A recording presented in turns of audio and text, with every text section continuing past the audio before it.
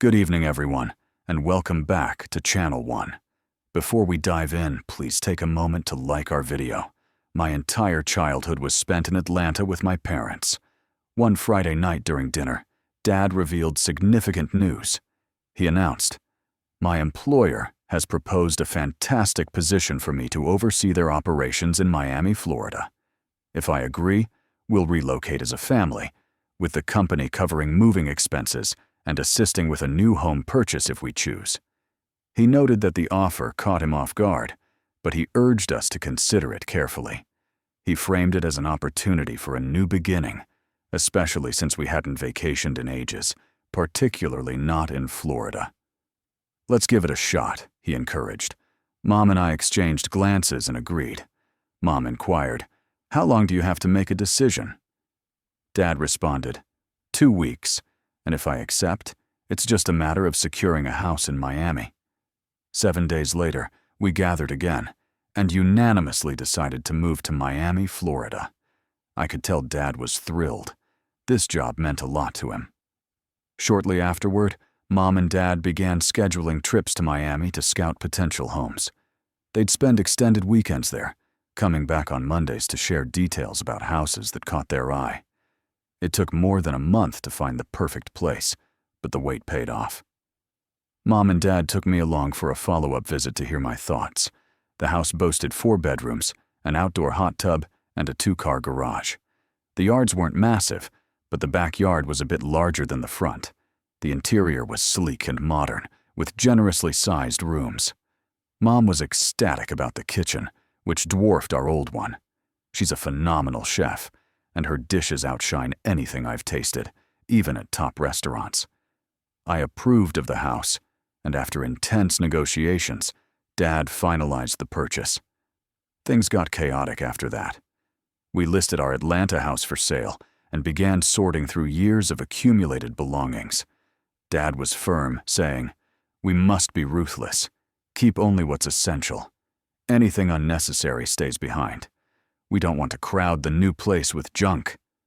I was shocked to discover I had 15 boxes of items to discard. Some donated to charity, others trashed if broken. Dad wasn't far behind with 10 boxes, but Mom had just 3. It didn't take long for our house to attract a solid offer, which Dad accepted. 6 weeks later, we settled into the Miami house, surrounded by unpacked boxes and relying on takeout. For roughly 10 days, we lived off frozen meals and fast food until the kitchen was functional. Dad was increasingly busy at work, mastering new systems and connecting with his team. He seemed to relish the challenge. Meanwhile, I landed a remote job working on my computer, which I preferred over my former Atlanta office role. It allowed me to pause for a dip in our hot tub, which felt more like a compact pool with heated water, a cover, and soothing massage jets. I'd eat lunch on the patio before resuming work. It was a refreshing change from my old routine. 2 houses flanked ours, one on each side. The house to our right stood vacant, marked by a "For Sale" sign. Peering through its windows revealed no furniture, and no cars ever appeared in the driveway. The house to our left was occupied, but its resident hadn't acknowledged us since we arrived 2 weeks earlier. We assumed he lived alone, as we only saw him driving in and out in the early evenings, always solo. I waved at him twice as he exited his car, but he stared at me uncomfortably long before turning away. Mom remarked, "Some folks are just peculiar, so don't fret. Certain people hear your greeting or see your wave but act like you're invisible. It might be their upbringing or some cultural quirk where responding is rude, wherever he's from." At night, around 11 p.m., while in bed, I often noticed a flashlight beam in his backyard. From my bedroom window, I'd peer toward the back of his property, pondering, what's he up to? On a few occasions, as I observed, the light froze, swung sharply, and shone directly at my window. I'd duck quickly, holding my breath. How could he tell I was watching? I kept my room dark and stayed low. When I looked again, the light was gone, and he was out of sight. I mentioned to Mom that he never seemed to leave during the day, and I never heard him in his yard. She always responded, "Honey, his business isn't ours. Just focus on your life unless he causes trouble."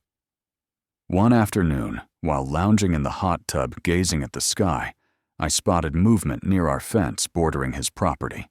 I shifted in the water to look. A ladder leaned against the fence, and at its top stood a man in a gas mask staring at me. He gripped the ladder with a vivid red rubber glove and wore black plastic coveralls. I stood up, meeting his gaze to show I noticed him, and shouted, "Do you need something?" He remained silent, his eyes fixed on me. Then he did something chilling.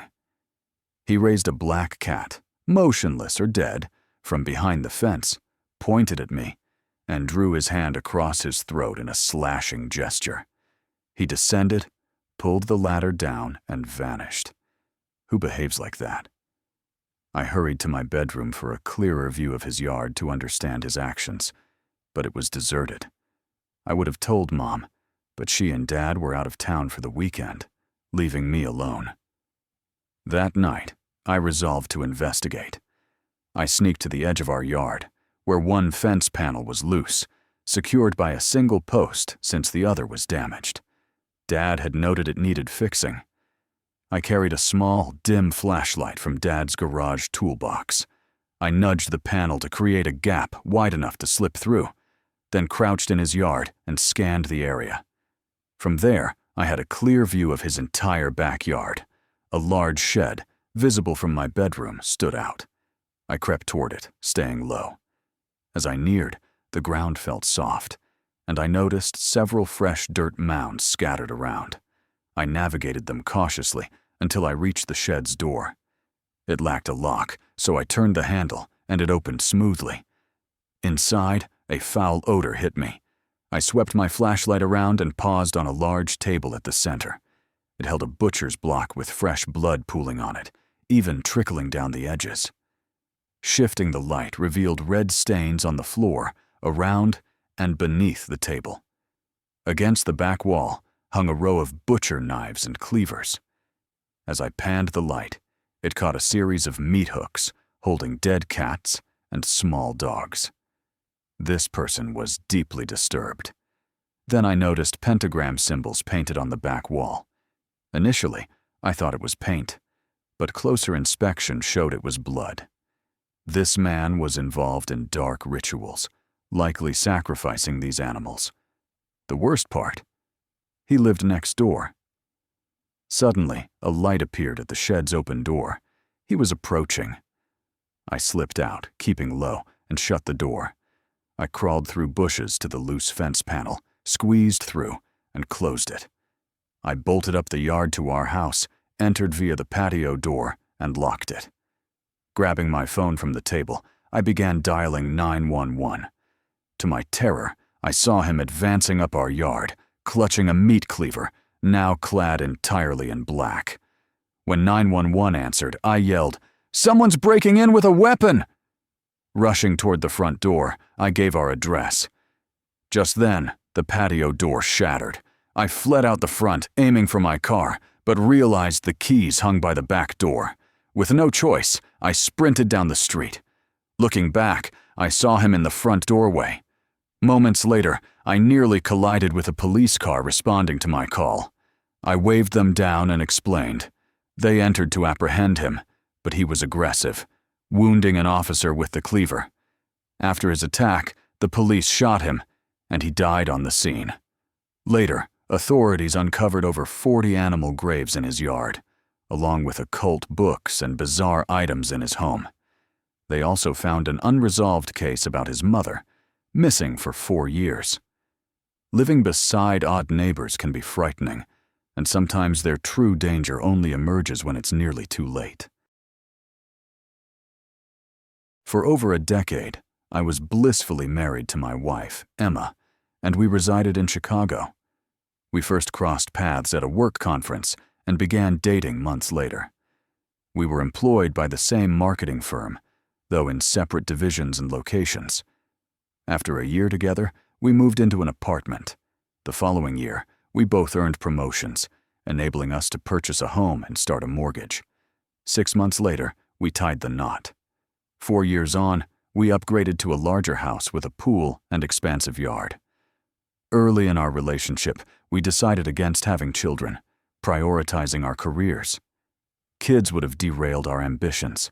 We cherished our fast-paced lifestyle, jetting off for work and enjoying at least 2 international trips annually. Life was fulfilling. But one day, while I was in Orlando for a work event promoting a major client's products, a life-altering incident occurred. I'd been at the convention for 2 days, with meals provided, and all seemed well. On the 3rd day, however, attendees and speakers fell ill. That evening, the convention manager declared, "Due to a contagious illness affecting participants, we're shutting down the event. For everyone's safety, the center is closing. Health officials have been informed.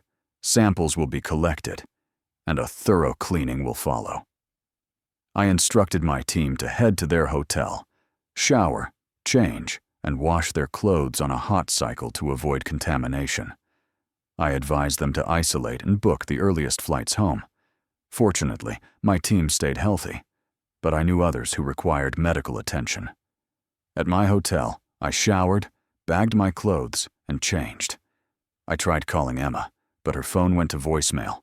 I contacted her office, and her assistant said, "Emma's off this week for a vacation." Odd.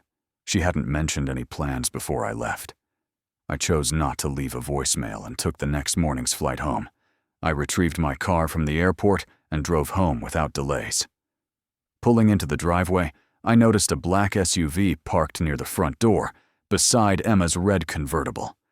I didn't recognize the SUV. Entering the house, I found clothes strewn across the floor, some Emma's, plus a man's jacket. I raced upstairs, flung open the bedroom door, and saw Emma in bed with a stranger. She shrieked. The man grabbed his pants, stammering apologies, but I seized him by the neck, dragged him to the door, and threw him out. He sped off in his SUV. I turned to Emma and said, "How could you destroy everything?" She pleaded, but I knew our marriage was finished. 3 months later, we divorced, sold the house, and divided the proceeds. I left my job in Chicago, wanting no ties to Emma or the city. Through my network, I secured a position in Richmond, Virginia. I purchased a modest 3-bedroom house with a pool and smaller yard. The seller was eager to close quickly, accepting my initial offer, which allowed me to leave the hotel I'd been staying in for 3 weeks. 6 weeks later, on a Saturday at 10 a.m., I received the keys. The moving truck arrived, and by 3 p.m., they were gone. I sat among boxes in the living room, gazing at the trees in the backyard. At 5 p.m., I sipped coffee by the pool. The water was murky and needed cleaning, so I planned to hire someone.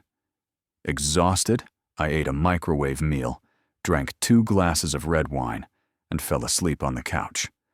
I jolted awake, disoriented, unsure what roused me. Then I saw the backyard security light was on. I stood and approached the large window. The light illuminated the lawn and trees, and the pool's water shimmered with ripples, as if disturbed. The angle obscured a clear view. Perhaps an animal triggered the light and fell in, I reasoned. I opened the patio doors and stepped outside. Nearing the pool, I spotted small puddles on the edge, but the water was still, swaying slightly in the breeze. I scanned the area. No animals. The puddles were unexplained. Maybe it escaped, I thought, and returned inside. I locked up and went to bed. I'm unsure how long I slept before my bed began trembling. What's going on? I searched the room, flipped on the bedside light, and heard a splash from the backyard. The pool again. I leaped up and peered out the window. The security light was on, and from above, I saw a small head swimming in the pool, probably a local kid pulling a prank, I assumed. I dressed quickly and dashed downstairs. I flung open the patio doors and sprinted to the pool. The water was turbulent, but no one was there. I noticed puddles by the edge again, now forming a trail. I traced the wet marks from the pool to the grass at the yard's rear, where they abruptly stopped. It was baffling. Then I heard scratching. I turned, unable to locate the source. It paused, then resumed, louder. I realized it came from a well at the property's edge. I ran to it. The well's cover was nailed shut, but the scratching continued, and I thought I heard a faint, "Please." I tugged at the wooden cover, but it held fast. I fetched a crowbar and flashlight from the garage and returned. The scratching intensified. I pried the cover, splitting it apart, and a vile stench hit me. The cover's underside bore countless deep scratches. A shiver ran through me. What happened here? Who or what was trapped? I aimed the flashlight down the well. It was deep, but I glimpsed a teddy bear, clothing, and something white in the water. As I stood there, I sensed a presence to my right. A small hand briefly grasped my left hand, then vanished. I swept the flashlight around but saw nothing. Bewildered, I returned to the house and called the police, reporting a possible body in the well. By 10 a.m., they confirmed a child's remains, likely an 11-year-old girl. Days later, they revealed the prior owners were foster parents who cared for a girl for 2 years. She vanished one night, and the foster father claimed she was abducted, but no evidence surfaced. The case remained unsolved. 4 months later, both foster parents died of an overdose in their bedroom. The only clue was the girl's skull, cracked on the left side. Police suspected she was killed and placed in the well, which was sealed during her disappearance, so it was overlooked. The officer asked, "What made you check the well at night?" I paused, then said, "I can't explain it. I just felt something was off." He raised an eyebrow and said, "All right, we'll let it go." No further odd events occurred, but I left the well uncovered. As a young child, I experienced a terrifying incident. A gun in my parents' truck discharged accidentally, the bullet piercing my mom's wrist and my left foot. Thankfully, I recovered and kept my foot. Fast forward 34 years to March 2018. I was grappling with a painful ear infection, unable to sleep due to the discomfort. My fiancé, Mike, a construction worker, relied on sleeping pills to rest. One Thursday night, we retired early since Mike had an early workday. I was finally healing and slept deeply for the first time in days. A noise woke me. Assuming Mike was up, I drifted back to sleep. Then I heard yelling. Groggy, I didn't react immediately. Minutes later, more shouts startled me awake. I sprang up in the dark and realized Mike was shouting. Confused, I wondered if police were in the house. Then I caught the words, "Hand over the money." What? Police don't demand that. What's going on? Mike, stark naked, was charging at intruders, slamming our bedroom door to block them. They pushed back, and Mike kept forcing it shut. Suddenly, I heard loud bangs. They were firing at us.